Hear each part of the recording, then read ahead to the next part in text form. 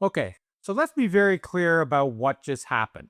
After months of Trump treating Arctic sovereignty like a joke and Canada like it's up for negotiation, South Korea is sailing one of its most advanced submarines across 14,000 kilometers of open ocean and docking it in Victoria, British Columbia. That's not a coincidence. That is the world choosing sides. And Canada is on the winning side of that choice. For the first time in a generation, the world's defense industry is not ignoring Canada.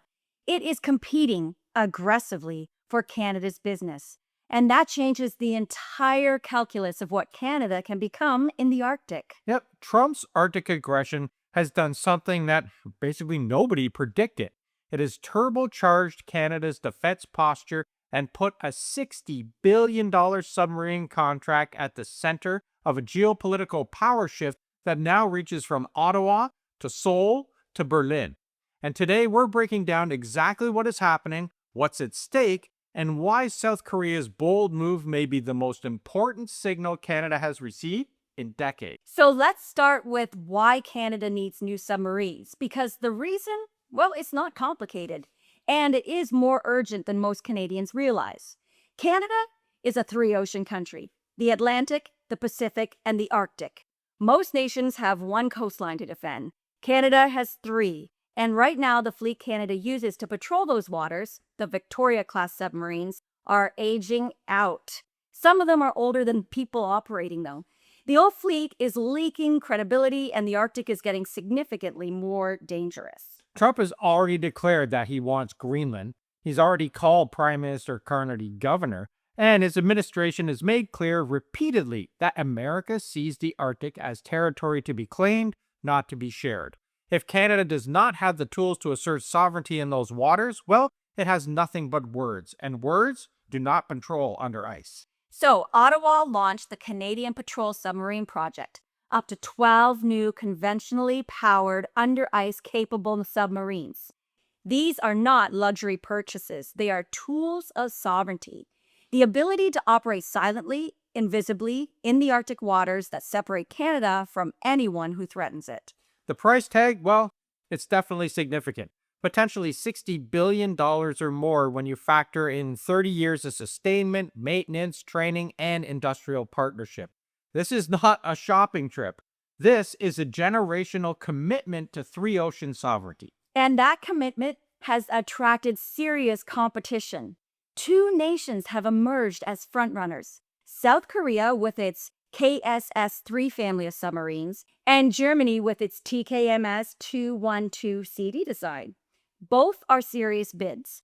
But last week, one of them did something that stopped the conversation cold. Yet, South Korea set sail the ROKS Dosan Ahn Chang-ho, one of the most advanced submarines across the Pacific.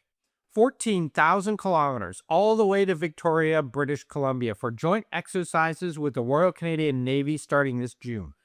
This is what you call a floating sales pitch, Dave.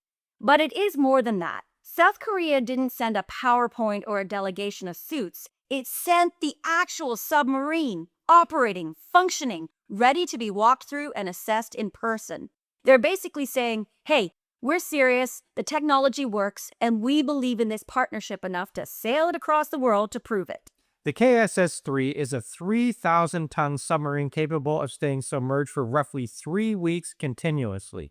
It carries vertical launch capability, which means it can fire missiles from beneath the surface. So, this is definitely not an entry-level product. This is South Korea's own flagship undersea technology built over decades for the Indo-Pacific, tested in the Pacific, and now making its case directly to Ottawa.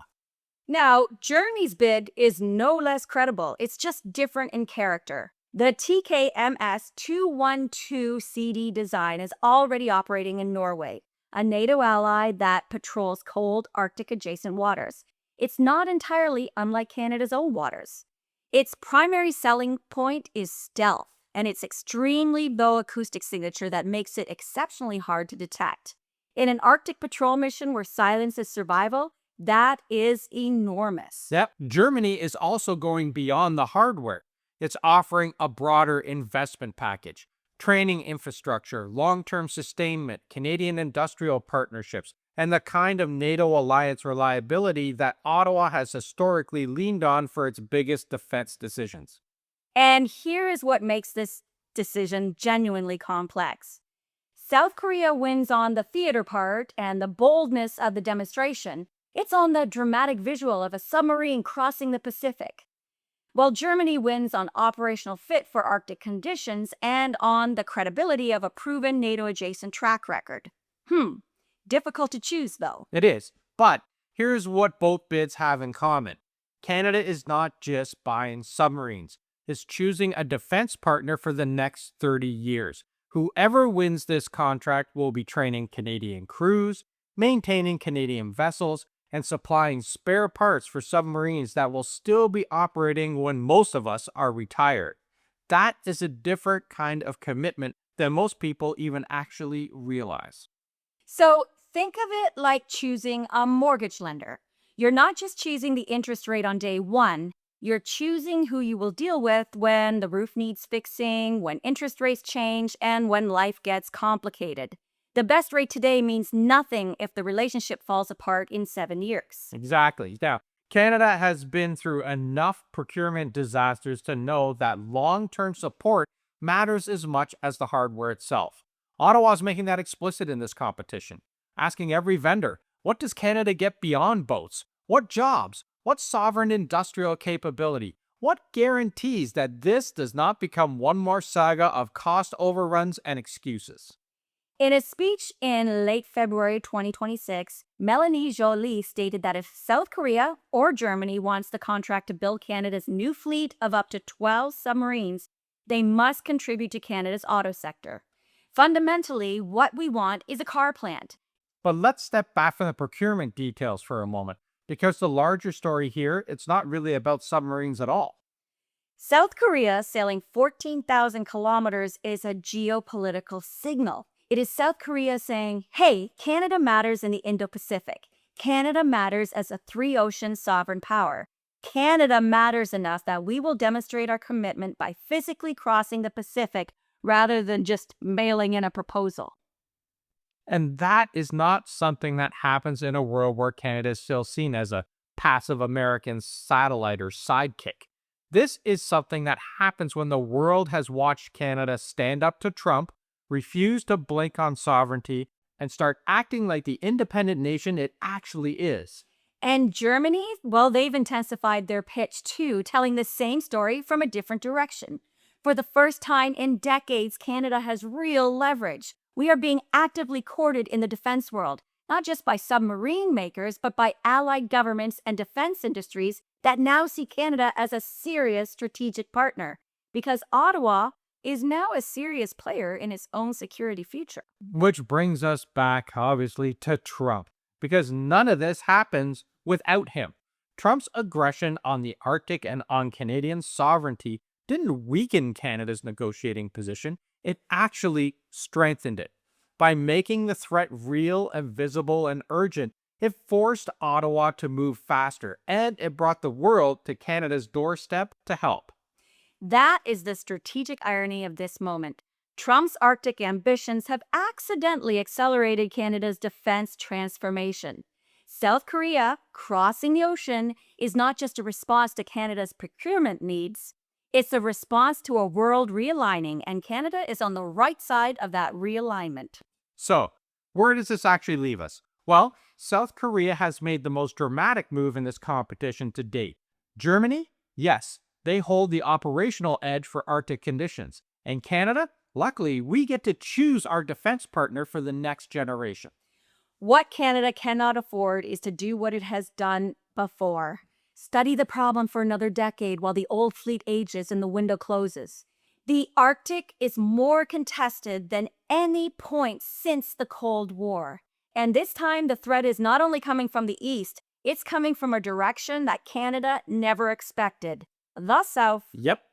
But the good news here is that Canada's finally acting like it understands what's at stake after years of standing on the sidelines and letting Washington control things. And the world is responding by taking Canada seriously. With all Trump's attempts to shrink Canada, Maybe he just handed us a reason and a moment to build the most capable Arctic submarine fleet in our entire history. So, South Korea is sailing 14,000 kilometers to make its case. Germany is making the case that proven performance in cold water beats any single dramatic demonstration. And Canada? For once, we get to choose. Yes, excellent. So here's a question for you guys today. South Korea's bold Pacific crossing or Germany's proven Arctic pedigree? Which partner do you think Canada should choose? And why does it matter for the next 30 years of Arctic sovereignty?